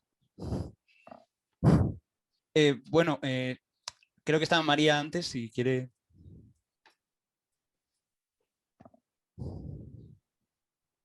Bueno, gracias a los dos y a todas las intervenciones. La verdad es que solo tenía pensado contestar a una... Perdón, creo que no me escuchas bien. ¿Ahora sí? Yo te escucho. Sí. Vale. Es que oigo a Adolfo con el teléfono en la... En fin. Realmente quería contestar algo que me había sugerido Adolfo, pero con las intervenciones de todos los demás han venido muchas más cosas e intentaré ordenar lo mejor que pueda mi intervención, pero ahora mismo lo veo un poco complicado. sobre todo porque no puedo acceder muy bien al texto, porque ahora mismo mi gata está sentada encima del diálogo y no puedo leer exactamente qué es lo que quería decir. Pero justo después del pasaje que ha mencionado Fernando, de 296a, me parece, cuando la política, en 297, perdón, 297a precisamente empieza la conversación entre lo bello es la causa del bien. Y precisamente ahí creo que están seguramente uno de los momentos, si no el más importante a mi modo de leerlo, uno de los más fantásticos, que es cuando se menciona por primera vez la palabra idea. No está traducida en el Gredos, pero está la palabra idea y está en 297b, al final, en el párrafo de Sócrates, cuando habla de lo bello sea en cierto modo padre del bien. Esa última frase lo que dice realmente es lo bello es o sería en la forma de una especie o de un tipo de padre. Realmente, o sea, cuando dice es en la forma de, es la idea. Entonces, creo que, aunque es cierto que en los diálogos de Platón no siempre de lo que se habla es de lo que se quiere hablar, pero en este caso la introducción de la idea, siendo que si estamos leyendo según el orden de lectura, tenemos que tener en cuenta que este es el diálogo medio entre el Protágoras y el banquete. Y esto sería precisamente lo que adelanta el banquete, en cierta manera. Y creo que estos pasajes de 297a, yo los tengo marcados hasta 298c, más o menos, cuando hablan de la euporía en vez de aporía, bueno, mencionan las dos. Se leen mucho más fácilmente, o sea, claro, no es que se lean más fácilmente con la República, pero quien ha leído la República y tiene en cuenta las menciones de la palabra idea, las puede tener, lo puede ver como una especie de, como de degustación de lo que va a ser la República. Vamos a ver si la idea llega a ser idea o es idea. Porque precisamente el verbo que utiliza aquí para hablar de eso, de que la gente no produce, pero otra cosa que el resultado, perdón, el resultado, o sea, lo que produce es poiesis, perdón, y el resultado es el resultado de llegar a ser, es el verbo geinomai. Y precisamente algo que nunca llega a ser es la idea, porque es quizá inmutable, por decirlo así. Y no quería extenderme demasiado en esto, pero me parece que es por lo menos claro. Y por otro lado es que no solo tenemos la palabra idea, es que tenemos la palabra idos después. Inmediatamente después de esto, bueno, inmediatamente no, pero en 298b, perdón, mi gata. En 298b, cuando Sócrates dice, ¿pero qué quieres decir? ¿Acaso las costumbres bellas y las leyes hipias diremos que son bellas porque producen placer por medio del oído o de la vista, o bien son de otra índole? Esa otra índole es el dos. Y la diferencia entre idos e idea aquí no está muy bien marcada, pero tampoco creo que lo esté. Quiero decir, es como la idea del bien y la teoría de las ideas, por decirlo así. Es ese tipo de sutileza. No sé muy bien si me estoy haciendo explicar, o sea, si me estoy haciendo entender. Pero creo que es muy importante tener en cuenta esto. Por otra parte, otra cosa que me habían marcado es que precisamente cuando primeramente presenta a su otro yo, Sócrates, el yo que le pregunta sobre las cosas incómodas como la belleza, lo que dice es es, a ver, espera, que puedo pasar. Aquí en 287b, casi en el C, cuando dice, no, perdón, en el C ya, cuando dice, pues tiene esa costumbre. En el diálogo muchas veces se ha mencionado la palabra costumbre, pero solo aquí la palabra es ética, es ethos. Y precisamente, es decir, Sócrates, yo, ese amigo mío que me hace preguntas, carga con ese ethos. Me parecían puntos interesantes a comentar, no sé si... Y bueno, sobre el Hipias menor, sin duda, o sea, quiero decir, este diálogo obviamente prepara el siguiente, pero aún más diría yo que con el Hipias menor tenemos que tener muy en cuenta las primeras palabras. Lo cual me lleva otra vez, disculpad, al Hipias mayor, porque la última palabra es eideinai. No es otro tipo de verbo para conocer, es el de eidos. Me parece. Y la primera es Hipias o Kalos, o sea, el bello Hipias, que por cierto, Fernando me ha recordado que lo de los caballos de Troya y la hípica, en cierta manera, es Hipias. Es el juego de palabras. Y bueno, precisamente en el primer párrafo del Hipias menor, cuando habla Éudico, tú empieza por tú, lo cual también es, creo que en cierta manera, importante. Cuando habla de no dices nada en contra de lo que ha dicho, bueno, lo de refutar, el verbo es precisamente antipoiestai, o sea, decir lo contrario de la poética. Y se está hablando de los dos grandes poemas educadores de Grecia. Eran puntos que quería comentar, no sé si son preguntas o qué son, pero me sugieren muchas cosas. Disculpad si me he extendido demasiado. Buenas.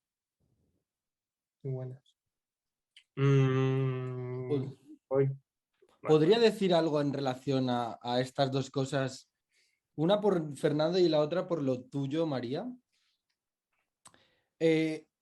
Fernando, creo que incluso se había sugerido alguna vez esta idea de la sustitución del héroe, ¿sabes? De ir entendiendo incluso la cultura griega en la sustitución del arete militar brava que representa a Aquiles hacia una arete más política representada por Ulises, que será finalmente sustituida por el héroe Sócrates, y que entra perfectamente Hipias en esta tendencia, y aquí Ulises y Hipias, claro, son los de los que realizan artificios. O sea, el artificio más claro es el caballo de Troya, que servirá para ganar la guerra, y Hipias es el que se hace su cinturón, su hebilla. Es esta idea de los que realizan ardides y a los que sustituirá Sócrates como héroe, como arete, como la idea de quién es el mejor. Esta idea ya se había dicho alguna vez, y porque es que a Hipias ya lo conocíamos del primer texto del Protágoras, donde le habían hecho callar prácticamente para que dejase hablar a Sócrates.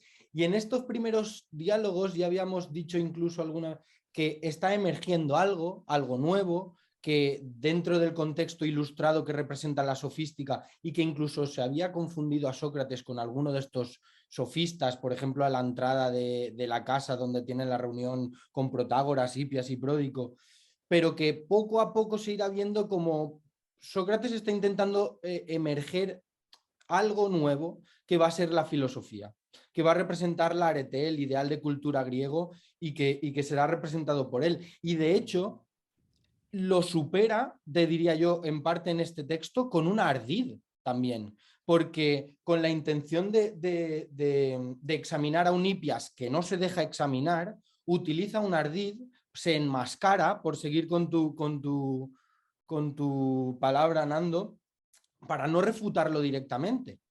Realmente lo que está haciendo es una refutación indirecta a partir de una apariencia.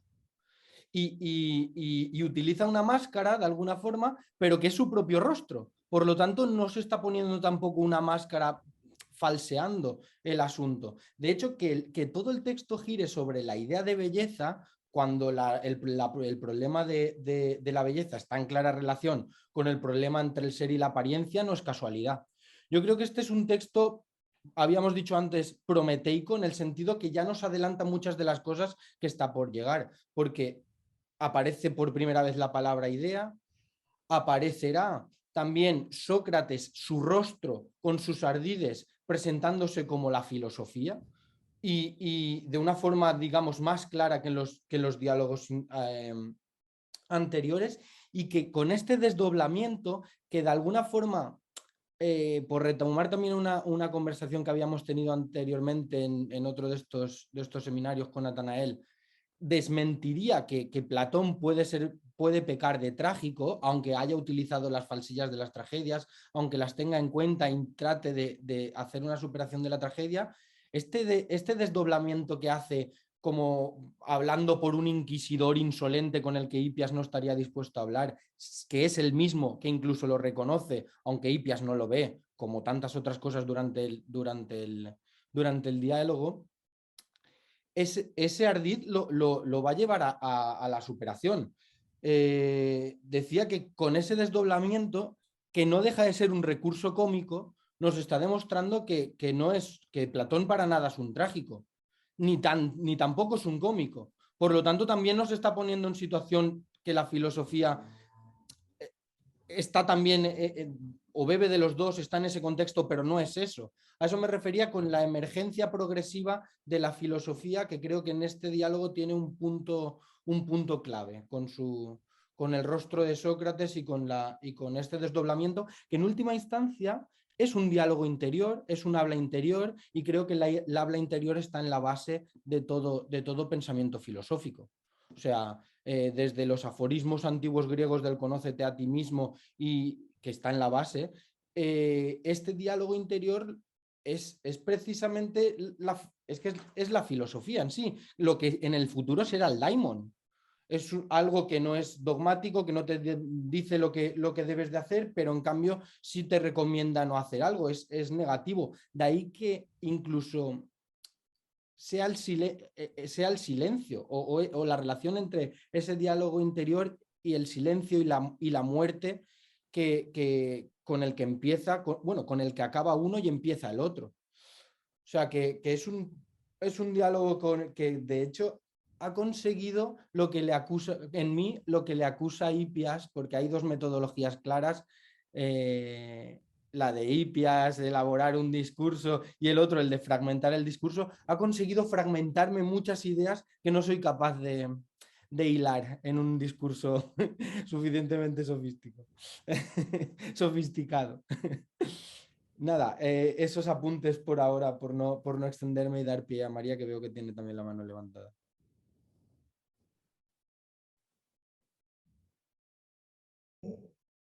No, perdón, voy a dejar que contesten si quieren hablar y luego...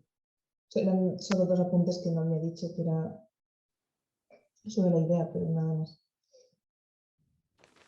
No sé si alguien quiere... Por comentar muy brevemente lo que comentaba Isma sobre cuál es el papel de Sócrates, o cuál es el nuevo papel que representa Sócrates en relación con Aquiles, Ulises, ¿no? Homero, si es un nuevo personaje que emerge en Grecia o qué. En parte sí y en parte no. Hay que decir, en parte sí que estoy de acuerdo contigo. Sí que la filosofía representa una superación de la tragedia, como hemos comentado alguna vez, y en ese sentido no acabaría con la cosmología trágica, por decirlo de alguna forma, o cosmovisión trágica, por decirlo de una forma un poco pedante, de Homero, ¿no? De los dioses se ríen de los seres humanos y por lo tanto los seres humanos somos ridículos, ¿no? No puede acabar en otra cosa que en el banquete fúnebre del final de la Ilíada. Pero ahí sí creo que hay una identificación a lo largo de la obra de Platón de Sócrates con la figura de Aquiles. Quiero decir, trabajando o fijándonos en lo que Cabel diría, o no, un primer plano, trabajando en el primer plano de la obra, lo que pasa al principio de la Ilíada no es otra cosa que el conflicto que genera que Aquiles desenmascare a Agamenón. Lo que le dice básicamente es, pero si yo soy mejor guerrero que tú, ¿por qué te llevas tú más botín? Si yo soy el que está siempre ahí en primera fila, ¿por qué te llevas tú un botín mejor? Que es cuando reacciona esto de mala manera Agamenón y le dice, pues sí, pues ahora me voy a quedar a Briseida, bla, bla, bla, ¿no? Pero en ese sentido sí que creo que la identificación de Sócrates en grandísima parte con Aquiles es clara. Sí que es verdad que usa las armas de Aquiles, en cierto, o sea, de Ulises en cierto sentido, y sí que veo de alguna forma la síntesis de los dos personajes en esta aparición o en esta emergencia de Sócrates. Por un lado, porque usa las armas de Aquiles, de Ulises, ¿no? Y por otro lado, fundamentalmente porque hay una superación de la tragedia. Quiero decir, si hemos entendido bien los diálogos de Platón, no es una tragedia que Sócrates muera. Es la lección más dura, más peligrosa, más incómoda para todo el mundo, pero en principio es una tragedia que, o la Ilíada, bueno, en la Ilíada todavía está vivo al final, pero en Homero, por decirlo de alguna forma, sí que es una tragedia o sí que es una relativa tragedia que Aquiles haya muerto, pero el problema verdadero el verdadero problema de los diálogos platónicos creo que es este. Si entendemos bien los diálogos platónicos, no es una tragedia que Sócrates muera. Es una tragedia para la ciudad, no para Sócrates. Ahí sí que hay un personaje nuevo, en cierto sentido sintético. Pero ahí sí que veo que, aparte de esto, sí que veo que Sócrates sigue identificándose con la figura de Aquiles. Sobre todo, la anticipación más clara que habría en este diálogo es que Sócrates ya está diciendo... cuando pasa esto, que mi amigo dice esto y yo digo tal, haciéndome eco de mi amigo, la gente se enfada. Y el último punto de que la gente se enfade es que Atenas va a querer matarlo, ¿no? Atenas, la democracia, que en la apología de Sócrates, de hecho, Sócrates se identifica con un caballo, dice noble, que no acaba de funcionar bien, ¿no? Que no es otra cosa, entiendo, que el ardid del caballo de Troya, ¿no? Es decir, la democracia como el invento tecnológico que usamos o técnico que usamos para gobernar sin necesidad de ser el más fuerte o el mejor. Otro de los debates que plantea razón de esto es al inicio que dice, o que viene a plantear algo así como hay un progreso tecnológico que todos aceptan en cuanto a que se hacen mejor las cosas artesanalmente o que la artesanía, la tecnología ha mejorado, ha progresado, pero es en la eterna esta de y ha progresado a su vez la moral y en este sentido no ha progresado nada en última instancia, pero Hipias va a responder que sí, claro. Aquí hay una de las trampas o de las figuras que creo que más usa Platón también, o al menos es lo que creo, en relación con los artesanos y con los poetas, ¿no? Que es el problema de los poetas es que creen que saben, ¿no? El problema de los artesanos es que creen que crean, ¿no? De hecho, en el banquete, que como veremos un poco más adelante, ¿no? Se identifica, o bueno, Diotima identifica, según nos llega el discurso, a los artesanos y a todos los que crean algo con los poetas, ¿no?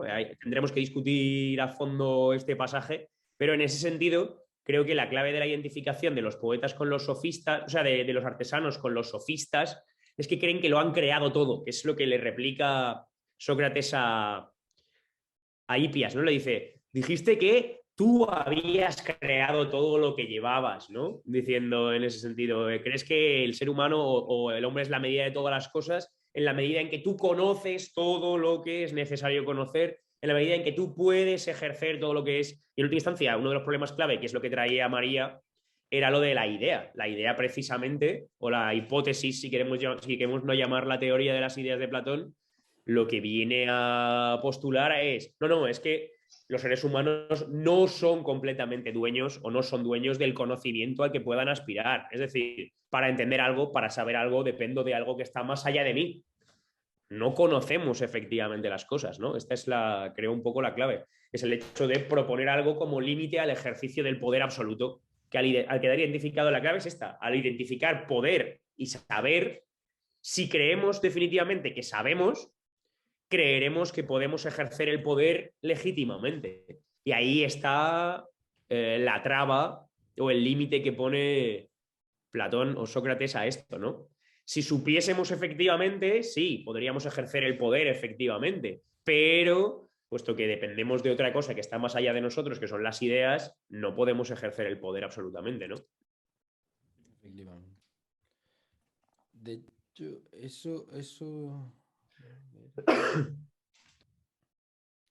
Que lo esencial de la filosofía es esotérico. No, pero es que es eso, o sea, algo que me falta por dar vueltas es esto del diálogo interior, porque hasta ahí creo que estaría la respuesta por el uso de la memoria que hacen cada uno de los dos. Quiero decir, la memoria dentro de la metodología de enseñanza de Hippias es pura mnemotecnia, es lo que diríamos vomitar en el examen. Pero la memoria dentro del diálogo interior es una función, o sea, el diálogo interior posibilita la memoria, posibilita las funciones cognitivas memorísticas, Pero implica afectivas, otra cosa. autorregulativas. Es que, claro, incluso transforma el lenguaje interno con el externo. Es esto precisamente lo que se está dando. De hecho, creo que lo que emerge es una filosofía como preservar la guía interior y que en parte en esa guía interior que es un salirte de ti mismo, por lo tanto también una moderación de tu ego y de tu vanidad de la que Hippias hace gala, te enseña a guardar la muerte pues, de una forma favorable. De ahí esa relación entre un silencio que no deja de ser, o sea, diálogo interior, silencio, muerte. Para esto, el ensayo que escribió Daniel Martínez Sáez, que creo que se llamaba así, el diálogo interior, o si no, os lo puedo pasar ahora por el chat, vamos, me dio muchas pistas para leer el Hippias, de verdad. Ahora lo pasaré por el chat. Yo creo que hay un chiste incluso al principio, nada más empezar en el Hippias mayor, a propósito de lo que acabas de decir, Isma, de lo de la mnemotecnia y de vomitar todo en el examen, que es cuando le preguntas a Sócrates, ¿cuánto tiempo hace que no vienes por aquí, Hippias, y todo eso? Y dice, no tengo tiempo, Sócrates. Y la palabra es joder. Claro, Sé es que tantas cosas que no tengo tiempo para... uno se dedica al negocio y el otro al ocio entendido casi aristotélicamente, bueno, socráticamente, o sea, el ocio como esjolé, como tiempo Claro. libre para, Es decir, sé para tantas cosas estudiar, que no para tengo... pensar, para dialogar conmigo mismo. sé tantas cosas que no tengo escuela, Sócrates.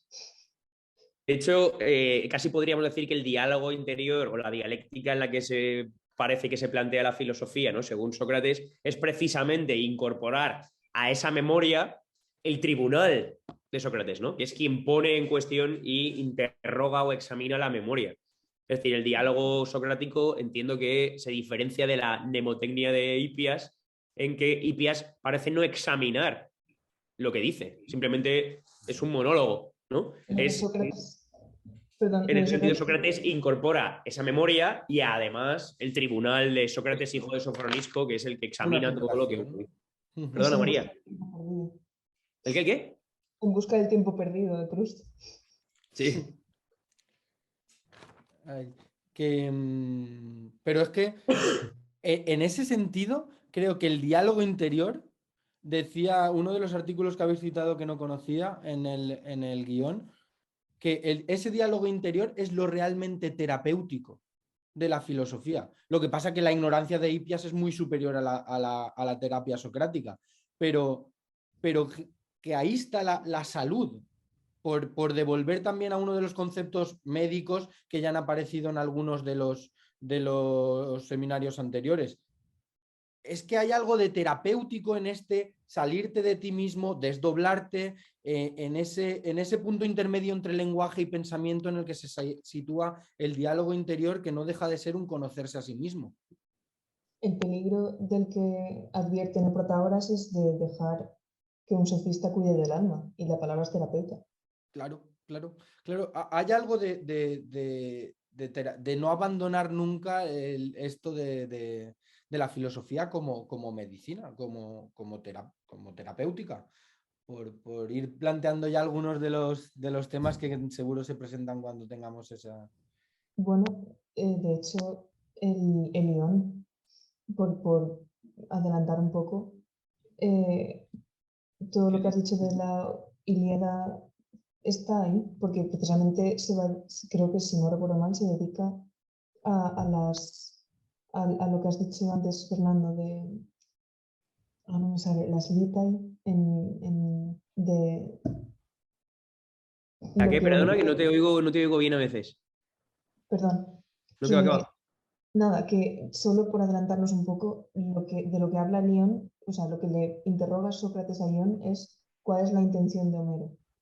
O, bueno, realmente qué hace Ión, pero vamos, la intención ahí es la dianoia. Y si tomamos a Platón hasta cierto punto como poeta, la dianoia de Platón que hay que entender de los diálogos. Quiero decir, seguimos con el problema de la interpretación, que es precisamente el problema de Lión.